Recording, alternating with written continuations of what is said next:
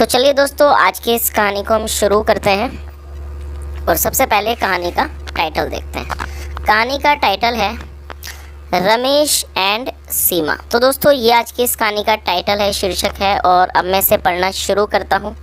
आपसे रिक्वेस्ट है आप इसे बिल्कुल ध्यान से सुने, और यदि आपको कोई नया वर्ड या फिर ग्रामर का नया स्ट्रक्चर देखने को मिले तो आप उसे नोट भी ज़रूर करें। तो चलिए इसको शुरू करते हैं। Ramesh was a gambler. क्या मतलब हुआ दोस्तों? ये जो हमारा वाक्य है ये सिंपल पास्ट का वाक्य है। सिंपल पास्ट का मतलब होता है जब हम पास्ट में कोई भी ऐसा वाक्य बनाएं जहाँ पर वॉज या वर्ब का प्रयोग किया जाता है हेल्पिंग वर्ब के रूप में, और साथ में कोई भी नाउन या एडजेक्टिव को लेकर वाक्य बनाया जाए। तो इस तरह का जो वाक्य है वो सिंपल पास्ट का वाक्य कहलाता है, जहाँ पर किसी भी प्रकार की वर्ब का प्रयोग नहीं किया जाता है। और ये जो वर्ड है गैम्बलर, ये एक नाउन है जिसका मतलब होता है जुआरी। तो क्या मतलब हुआ? रमेश वॉज आ गैम्बलर, मतलब रमेश एक जुआरी था। हिज वाइफ सीमा, हिज मतलब उसकी, हिज वाइफ सीमा मतलब उसकी पत्नी Seema, was fed up of her husband's gambling habit. क्या मतलब हुआ दोस्तों? यहाँ हस्बैंड के बाद एपोस्ट्रोफी एस का प्रयोग किया गया है, जिसका मतलब होता है का, के, की। जब आप किसी के साथ कुछ जोड़ना चाहते हैं तो वहाँ पर एपोस्ट्रोफी एस का प्रयोग किया जाता है। और गैम्बलिंग हैबिट का मतलब होता है जुए की आदत। और दोस्तों, ये जो वर्ड है फेड अप, इसका मतलब होता है परेशान होना। तो इस पूरी लाइन का क्या मतलब हुआ? His wife Seema was fed up of her husband's gambling habit, मतलब उसकी पत्नी सीमा वो बहुत ज़्यादा परेशान थी अपने पति की जुए की आदत से। चलिए आगे देखिए। One day Ramesh lost a lot of money in gambling game to Ramu. क्या मतलब हुआ? और दोस्तों, ये जो हमारा वाक्य है ये पास्ट इंडेफिनिट में है। पास्ट इंडेफिनिट का अफर्मेटिव वाक्य है, और जब पास्ट इंडेफिनिट में कोई भी अफर्मेटिव का वाक्य बनाया जाता है तो वहाँ वर्ब की सेकंड फॉर्म का प्रयोग किया जाता है। और ये लूज़ की सेकंड फॉर्म है लॉस्ट, इसका मतलब होता है खोना या फिर गंवा देना, हार जाना।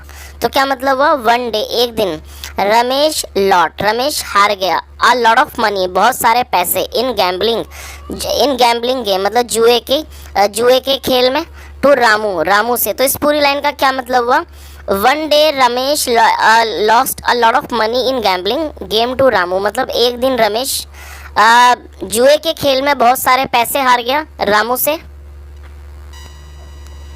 सो Ramu demanded for the money. और दोस्तों, ये भी पास्ट इंडेफिनिट का अफर्मेटिव वाक्य है, और डिमांड का मतलब होता है किसी चीज़ की मांग करना। तो क्या मतलब हुआ? सो इसलिए Ramu demanded for the money, मतलब राजू ने पैसों की डिमांड की, राजू ने पैसों की मांग की। But Ramesh had no money to give to him. क्या मतलब हुआ? और दोस्तों, ये जो हमारा वाक्य है ये पास्ट का पजेसिव वाक्य है। जब हम पास्ट में कोई भी ऐसा वाक्य बनाना चाहते हैं जहां हम ये शो करना चाहते हैं कि पास्ट में किसी के पास कुछ था या नहीं था, तो वहां पर हैड का प्रयोग किया जाता है हेल्पिंग वर्ब के रूप में। तो इस लाइन का क्या मतलब हुआ? और ये नेगेटिव का वाक्य है। But Ramesh had no money, लेकिन रमेश के पास कोई पैसा नहीं था, टू गिव टू हिम, उसको देने के लिए। Ramu threatened I will come to your house. क्या मतलब हुआ? और दोस्तों, ये आप इस वर्ड को नोट कर सकते हैं। थ्रेटन का मतलब होता है किसी को धमकाना, धमकी देना, और ईडी लगने के बाद ये सेकंड फॉर्म हो जाएगा, और ये भी पास्ट इंडेफिनिट का अफर्मेटिव वाक्य है। रामू थ्रेटन, रामू ने धमकाया। I will come to your house. और दोस्तों, यहाँ एपोस्ट्रोफी के बाद डबल एल का प्रयोग किया गया है। जब भी किसी एपोस्ट्रोफी के बाद डबल एल आता है, इसका मतलब होता है विल। और जब हम किसी भी वाक्य में विल का प्रयोग करते हो साथ में वर्ब की फर्स्ट फॉर्म, तो इस तरह का जो वाक्य है वो फ्यूचर इंडेफिनिट का वाक्य कहलाता है। तो क्या मतलब हुआ? I will come to your house. तो क्या इस पूरी लाइन का क्या मतलब हुआ? रामू ने धमकाया, I will come to your house, मैं आपके घर आऊँगा। Which ever thing I will touch first will become mine. क्या मतलब हुआ?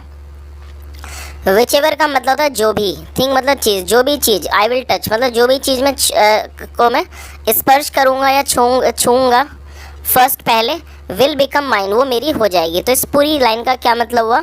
विच ever thing I will touch first will become mine, मतलब जिस भी चीज़ को मैं पहले टच करूँगा, छूँगा, वो मेरी हो जाएगी।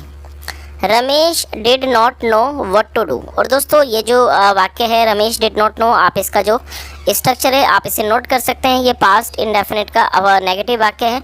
जब आप पास्ट इंडेफिनिट में कोई भी नेगेटिव वाक्य बनाना चाहते हैं तो सबसे पहले सब्जेक्ट लिखा जाता है। यहाँ पर सब्जेक्ट रमेश है, सब्जेक्ट के बाद डिड नॉट का प्रयोग किया जाता है और डिड नॉट के बाद हमेशा ही वर्ब की फर्स्ट फॉर्म का प्रयोग किया जाता है। तो आप अपने नोट्स में इस चीज़ को भी बहुत अच्छे से नोट कर सकते हैं कि पास्ट इंडेफिनिट में जब भी आप कोई नेगेटिव का वाक्य बनाएंगे तो वहाँ पर वर्ब की फर्स्ट फॉर्म का प्रयोग किया जाता है डिड नॉट के बाद। तो क्या मतलब हुआ, Ramesh did not know what to do. Ramesh नहीं जानता था व्हाट टू डू मतलब क्या करे। ही वेंट होम, और ये गो की सेकंड फॉर्म है। गो मतलब जाना और वेंट मतलब गया। ही वेंट होम, वो घर गया। एंड टोल्ड हिज वाइफ, सीमा उसने अपनी पत्नी को बताया। एंड टोल्ड हिज वाइफ, अपनी पत्नी को बताया।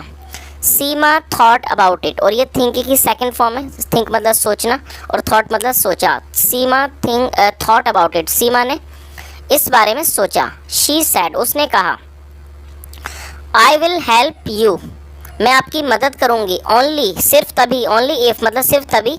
इफ़ यू प्रॉमिस, यदि आप वादा करो। To stop gambling forever, और फॉर एवर मतलब हमेशा के लिए, कि यदि आप वादा करो कि आप जुआ खेलना छोड़ दोगे हमेशा के लिए। तो इस पूरी लाइन का क्या मतलब हुआ कि शी सेड, उसने क्या कहा, I will help you only if you promise to stop gambling forever, मतलब मैं आपकी मदद करूंगी सिर्फ तभी जब आप ये वादा करो कि आप हमेशा के लिए जुआ खेलना छोड़ दोगे। चलिए दोस्तों आगे देखिए। रमेश अग्रीड टू इट, और अग्री का मतलब होता है सहमत होना, और ये सेकंड फॉर्म है। अब Ramesh agreed to it, Ramesh इस बात पर सहमत हो गया। Seema took all the valuable articles of, और दोस्तों ये टेक की सेकंड फॉर्म है। टेक का मतलब ले जाना और टुक मतलब ले गई। सीमा टुक ऑल वैल्यूएबल आर्टिकल्स, और वैल्यूएबल मतलब मूल्यवान चीज़ें। जो सीमा थी वो सारी जो मूल्यवान चीज़ें थी उसे ले गई। ऑफ द हाउस, तो उस पूरी लाइन का क्या मतलब हुआ, Seema took all the valuable things of the house, मतलब जो सीमा थी वो घर की सारी मूल्यवान चीज़ों को ले गई। And kept them on the roof, और रूफ मतलब छत, और उनको छत पर रख दिया। एंड कैप्ट दैम, और ये जो दैम है वो वस्तुओं के लिए यूज़ हो रही है। तो क्या मतलब हुआ, and kept them on the roof, और उनको छत पर रख दिया। चलिए आगे देखिए। The next day, next day मतलब कि अगले दिन। Ramu came to their house, और ये कम की सेकंड फॉर्म में केम। तो क्या मतलब हुआ, नेक्स्ट डे मतलब अगले दिन। Ramu came to their house मतलब रामू अगले दिन उनके घर आया। He saw all the valuable things kept on the roof, और दोस्तों ये भी हमारा पास्ट इंडेफिनिट का ही अफर्मेटिव वाक्य है, और ये सी की सेकंड फॉर्म है। और यहाँ पर मैं आपको एक चीज़ बताना चाहूँगा दोस्तों, कई लोग इसको सा पढ़ते हैं SAW को, तो वो एक रॉन्ग प्रोनाउंसिएशन है। तो आपको इसको सा नहीं पढ़ना है, आपको इसको सॉ पढ़ना है। सॉ, सी मतलब देखना और सॉ मतलब देखा, और ये सेकंड फॉर्म है। ही सॉ, उसने देखा। ऑल द वैल्यूएबल थिंग्स, सारी मतलब मूल्यवान चीज़ों को, थिंग्स कैप्ट रखा हुआ, ऑन द रूफ छत पर। तो इस पूरी लाइन का क्या मतलब हुआ, ही saw all the valuable things kept on the roof, उसने सभी कीमती मतलब कि मूल्यवान चीज़ों को छत पर रखा हुआ देखा। चलिए आगे देखिए। He started to climb the ladder, और दोस्तों लैडर का मतलब होता है सीढ़ी। जो लकड़ी या फिर लोहे की जो सीढ़ी होती है जिसका प्रयोग किया जाता है चढ़ने के लिए, उसको लैडर कहा जाता है, जिसकी हिंदी होती है सीढ़ी। तो इस पूरी लाइन का क्या मतलब हुआ, he started to climb the ladder. Started मतलब शुरू कर दिया और क्लाइंब मतलब चढ़ना। He started to climb the ladder मतलब वो उसने सीढ़ी पर चढ़ना शुरू कर दिया। As he touched the ladder to climb up, Seema said, क्या मतलब हुआ, एज जैसे मतलब जैसे ही टच्ड उसने छुआ, द लैडर सीढ़ी को, टू क्लाइंब अप ऊपर चढ़ने के लिए, सीमा सेट सीमा ने कहा, स्टॉप रुको। As per your words the ladder is yours forever, क्या मतलब हुआ। और दोस्तों इसको दोबारा से यहाँ से देख लेते हैं, क्या मतलब इस लाइन का। As he touched the ladder to climb up मतलब जैसे ही उसने सीढ़ी को छुआ, टू क्लाइंब अप ऊपर चढ़ने के लिए, सीमा सेड सीमा ने कहा, और उसने क्या कहा, स्टॉप रुको।